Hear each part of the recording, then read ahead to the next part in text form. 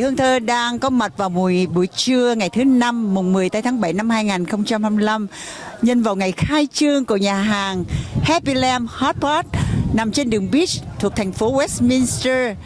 Như quý vị biết là lamb là một thức ăn rất là dinh dưỡng và ngon lành, và đây là một thương hiệu ẩm thực đến từ Mông Cổ, đã có nhiều chi nhánh khắp nơi trên thế giới, gồm có 100 nhà hàng, trong đó có Việt Nam nữa. Và lần đầu tiên chúng ta sẽ có một nhà hàng ở ngay đường trong thành phố Westminster nằm trên đường Beach, rất là gần khu Little Sài Gòn của chúng ta.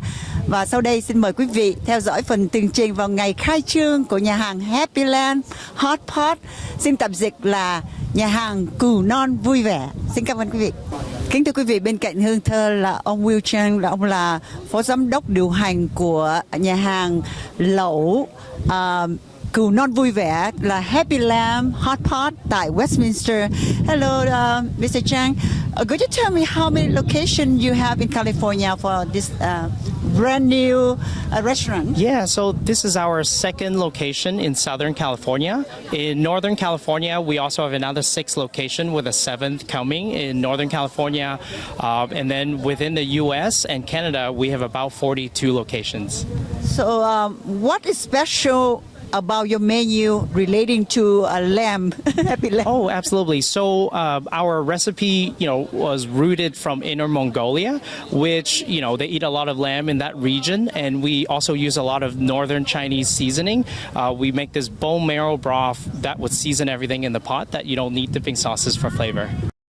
Oh, absolutely. We have Wagyu. We have a lot of Wagyu selection from Australia, from the US, and we also have a lot of seafood options. We have a lot of variety of proteins that can please everybody. Oh, yeah, for the price. So for our lunch, sometimes is very economical, is as low as $26 per person. And then for dinner, if you want to have Wagyu and, more premium seafood, it's only $30-something per person. And it's all you can eat with, appetizer, drinks included, broth-based meats. So it's usually a fan favorite, for everyone to share all the items together. Oh, absolutely. We are very happy and very glad and honored to be in this community. We believe, Hot Pot would bring joy for everybody and bring people together, for everyone to share the food. It's deeply rooted in our culture, and we really believe that, we have a good recipe and we use the best ingredients. So we hope to bring this enjoyment to the community and get to know the community better. Thưa quý vị, đứng cạnh Hương Thơ là anh manager Nguyễn Johnson của nhà hàng Happy Lamb Hot Pot tại thành phố Westminster. Chào anh Johnson, ở đây ngoài cái món cừu còn những món nào khác không? Nếu có những người không thích ăn cừu thì sao? Cừu lấy thịt bò chứ có heo, có đồ biển, đủ thứ hết. Yeah. Ok, có đồ xào nữa. Lẩu xào là đã có củi tiếu xào,ผัดxì yếu, chứ mì xào nữa, cơm chiên, đủ thứ hết. Và được biết ở nhà hàng này có thể chứa được bao nhiêu chỗ? Khoảng 200 mấy người lần. Gần 300. Gần 300 người. Và mở cửa mỗi ngày hay sao ạ? 7 ngày một tuần. Ok, từ sáng 12 giờ tới 9 giờ rưỡi. Mà bữa thứ 6 tới 7 chủ nhật là nó tới 10 giờ rưỡi, tới 10 giờ. Bữa tối 10 giờ. Và được biết là giá cả cũng phải chăng phải không anh? Không có quá đắt đỏ để mọi người có thể thưởng thức phải không ạ? Ok, được. Cảm ơn anh Johnson rất nhiều. Kính thưa quý vị, bên cạnh Hương Thơ là cô Roseanne Chow, là đại diện cho dân biểu Direction, đại diện cho dân biểu liên bang Direction. Mến chào Roseanne, lâu quá không gặp. Dạ vâng, cảm ơn chị. Câu hỏi thứ nhất là Roseanne có thích ăn cừu không? Dạ, đến đây. Dạ, Roxanne xin gửi lời chào trân trọng nhất đến với khán giả của đài Saigon TV. Em thì rất là mê Hot Pot, nhưng mà hôm nay Roxanne đến với tư cách là đại diện cho văn phòng dân biểu liên bang Direction của Đại học 45 chúc mừng cho chủ nhân của Happy Lamb Hot Pot. Em thì ông Dương biểu Derek Trần thì rất ủng hộ local business chị, kinh tế tại địa phương phát triển là nhờ những cái business gọi là tiểu thương, thành thử ra là ông luôn luôn ủng hộ. Dạ, và cũng rất mong là kinh tế năm nay sẽ phát triển. Thưa quý vị, trong ngày khai trương của nhà hàng Happyland Hot Pot, chúng tôi nhận thấy có sự hiện diện của chị Hồng Ngọc là chủ nhân của Ni Spa, một nơi làm đẹp cho phụ nữ chúng ta. Xin thật sẽ hỏi cái cảm tưởng của chị. Thưa chị có thích ăn cừu không, và ở đây tại sao chị tới đây ạ? Dạ em rất là thích ăn cừu, nên hôm nay thấy nhân dịp khai trương của bên cửa tiệm của mình thì em cũng muốn ghé qua để thử. Và ngoài những ở đây là món lẩu, thì trong mùa hè này mà ăn lẩu thì nó có vẻ nóng hay không chị? Em thì thích healthy nên muốn em có thể ăn lẩu quanh năm được. Vâng. Và thưa quý vị, thịt cừu là một trong những cái thức ăn rất là dinh dưỡng, nhiều dinh dưỡng và ngon lành, và mong rằng chúng ta sẽ tiếp đón nhiều VIP khách trong cộng đồng cũng như tất cả các dân cư của Westminster đến tham dự và tới thưởng thức những món ăn của Happy Lamb Hot Pot ở đây. Cảm ơn chị rất nhiều nhé. Dạ, cảm ơn chị. Kính thưa quý vị, trong ngày khai trương của Happy Lamb Hot Pot, chúng tôi nhận thấy có nhiều VIP, những vị khách rất là quan trọng trong cộng đồng chúng ta. Và bên cạnh Hương Thơ là thị trưởng Westminster Charlie Chí Nguyễn, và bên cạnh đó là anh Mark Nguyễn là nghị viên thành phố Westminster cũng tham dự trong chương trình hôm nay. Xin cho anh biết cảm tưởng khi chúng ta có một cái business mới trong cộng đồng chúng ta.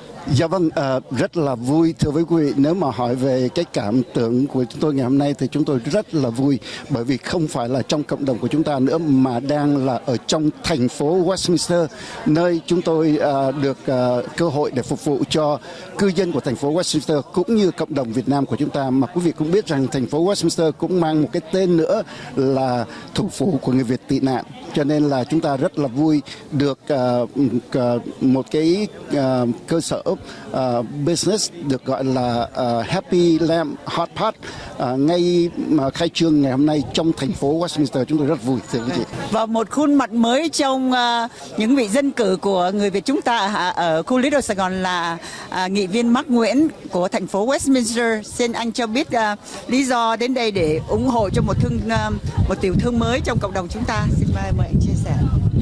Dạ thưa chị, chúng tôi là Mark Nguyễn, nghị viên hội đồng thành phố Westminster, và địa hạ 3 là địa hạ của cái business Happy Lamb Hot ở đây. Chúng tôi rất là hân hạnh có mặt ngày hôm nay và rất là vui và khi thấy một cái business mới mở trong thành phố Westminster, và rất là hân hạnh có mặt ngày hôm nay. Vâng, tất cả sẽ gây dựng cho phát triển cái nền kinh tế trong thành phố của chúng ta, phải không ạ? Dạ vâng, dạ vâng. Dạ. Vâng, Rất cảm là ơn đúng chị. dạ, cảm ơn anh. Xin. Office, Derek, Congressman Office, 3 and 4 of you join us to present the certificate for the owner. Yes. Hello everyone, my name is Roxanne Chow. It's a great honor to be here on behalf of Congressman Derek Tran, who represents the 45th Congressional District. He sends his congratulations to you, Mr. Holden. Wish you many years of great success. The small businesses are the backbone, yes, and the mayor will go like that.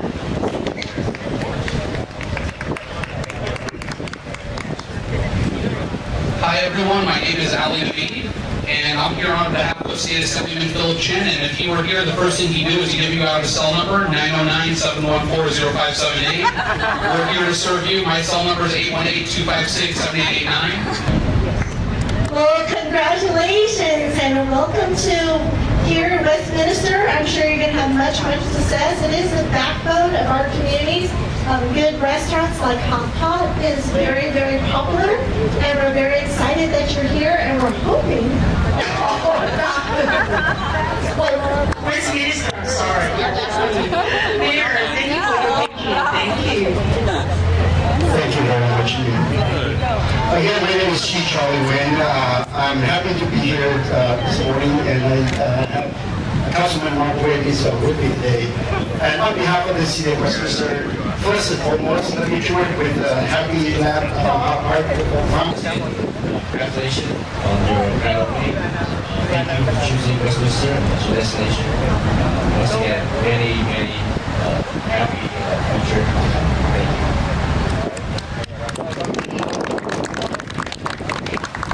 Orange Grove, Garden Grove. Okay, City Council, City.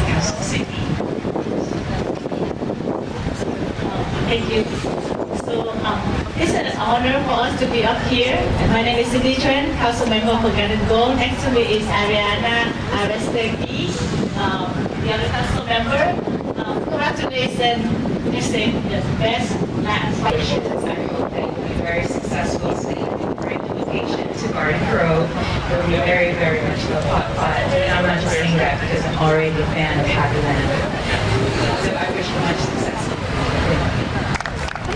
Thank you. Thank you for joining us today. Thank you. Hi, my name is Frances Huynh, and I'm the board member of Western School District. I used to be the past president of Western Chamber of Commerce, so I do support business locally, and I do have a small business. So everything in Westminster is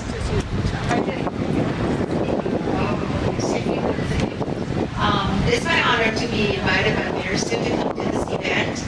My name is Ann Hu. I'm the president of Orange County Chinese American Chamber of Commerce. Our commerce has about 400 members right now in all over the Orange. Fashion Q. Fashion Q is a very important company. They locate in Walnut.